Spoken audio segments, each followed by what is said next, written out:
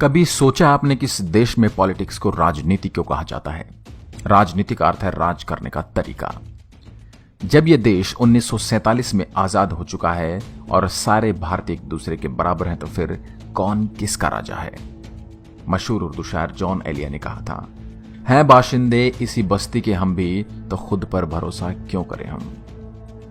आज के भारत में जरूरी है कि हम सब, और खास तौर पर हमारे नेता, एक दूसरे को दोषी ठहराने से पहले ये शेर याद कर लिया करें। आज हमारे समाज में जो सड़ांध उठ रही है, उसका दोषी हमें हमेशा अपना पड़ोसी ही दिखाई देता है, जैसे कि हम तो समाज का हिस्सा ही ना हो। सियासी दलों में तो बीमारी और भी ज्यादा खतरनाक रूप धारण कर चुकी है। भाजपा को लगता है कि सारी बुराई कांग्रेस में है। कांग्रेस के लिए भाजपा ही सामाजिक पतन का कारण है। मजेदार तो यह है कि नेता एक पार्टी से दूसरी पार्टी में चले जाते हैं और इस प्रकार धर्म की परिभाषा बदल जाती है। जिस प्रकार आत्मा एक शरीर को छोड़कर दूसरे शरीर को धारण कर लेती है, वैसे ही ये नेता एक पार्टी को छोड़कर दूसरी पार्टी को धारण कर लेते हैं और उसकी खुद की राजनीति जीवन मृत्यु के चक्कर से बच जाती है। सच तो यह कि हम केवल संविधान के लिखे हुए कागजों पर बराबर हैं, अन्यथा आप भी जानते हैं और मैं भी कि इस देश में कौन कितना बराबर है। कभी आपने सोचा है कि जब आपकी गली का निर्माण होता है तो उस पर एक पत्थर लगता है जिस पर सभासद का नाम लिखा होता है। क्या ये सभासद कोई नवाब या राजा होता है जो अपने शाही खजाने से जनता के लिए गली का निर्माण कराता है?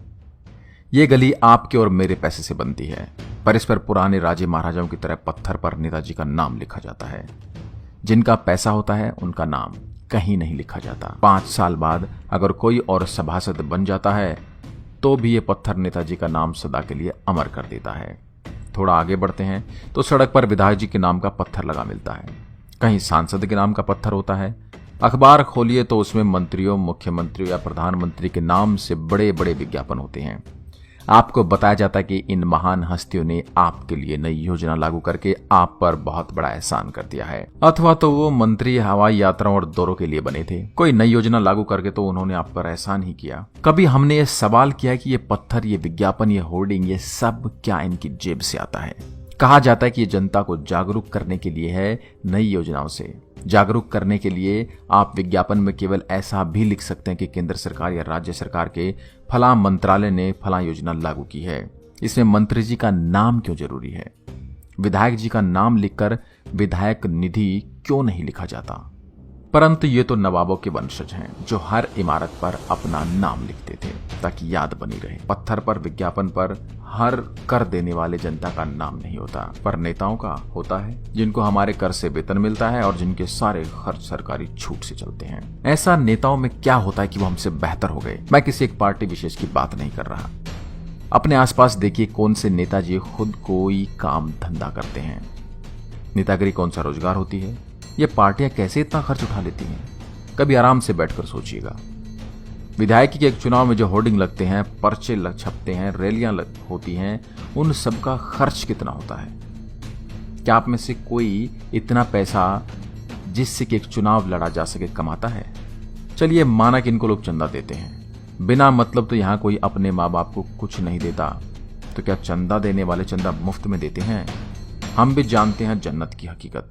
सच तो यह है कि हमारे नेता परजीवी हैं, जो जब तक सत्ता से बाहर होते हैं तब तक चंदे पर जीते हैं और सत्ता में आने के बाद सरकारी खजाने पर।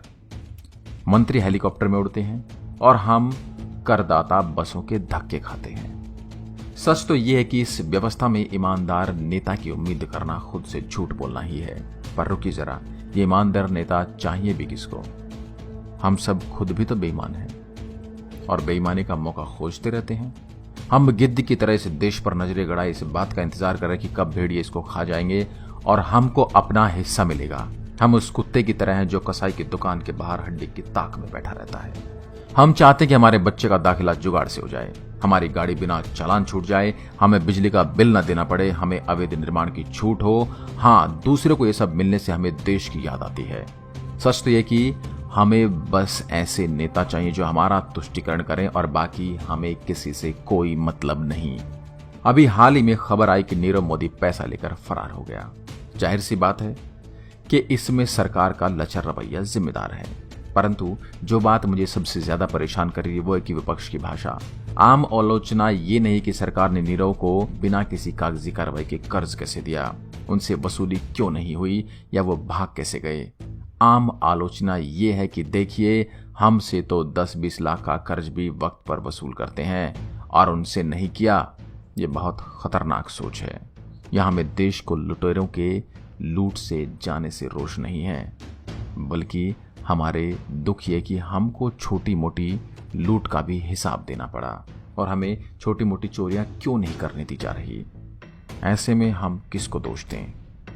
देश को इस समय जरूरत है कि वो वापस इस तंत्र को जांचे और इसमें जरूरी बदलाव लाए, जहां चुनाव पैसे से न लड़ा जाए, जहां नेता हमारे माई बाप न बन बैठे और जहां हम खुद देश को अपने खून से सींचने की सोचे, ना कि उसकी बोटियां नोचने की।